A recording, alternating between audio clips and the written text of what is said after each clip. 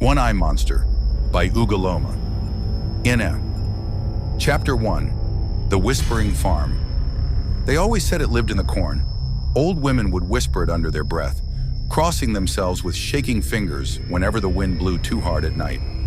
Children were warned never to stray too close to the western edge of Ijikun village, and the hunters, men with carved charms and machetes that had tasted lion blood, refused to go near that place once the sun dipped. Not because they were cowards, but because they had seen it, the One-Eye Monster.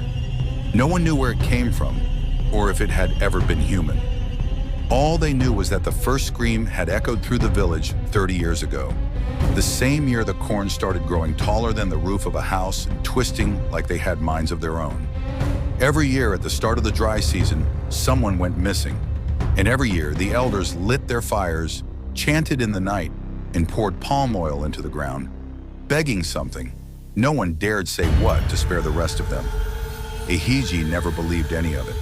He was 14, sharp-minded, quick-tongued, and curious to the point of foolishness. He had lived his whole life hearing about the monster, but had never seen it. To him, it was just a scary tale, told to keep children from wandering too far after dark. Until the night he heard the crying. It was a slow, soft wail, like the voice of a girl in pain. The sound came drifting over the cornfield while the rest of the village slept. Ihigi had been sitting outside with his cousin Misan, roasting ground nuts and arguing about who would win a fight between a lion and a python. Then it came again, a cry, long and low and wrong. Misan froze. "You hear that?" "Probably a goat," Ihigi said, though his voice trembled just a bit. But goats didn't cry like that.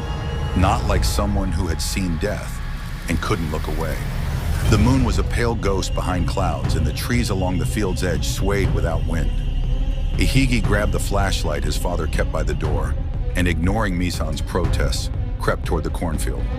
The stalks were too tall, their leaves brushing against his arms like hands. The crying had stopped, replaced by a strange silence that made his skin crawl.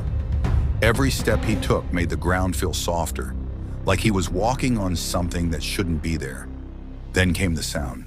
Crunch, crunch, heavy footsteps, not his own. He turned and saw it. The creature stood taller than any man. Its skin was the color of rotting wood, its fingers too long, bending the wrong way. But it was the eye that paralyzed him, the single massive blood-red eye in the center of its face. No nose, no mouth, no second eye, just one unblinking eye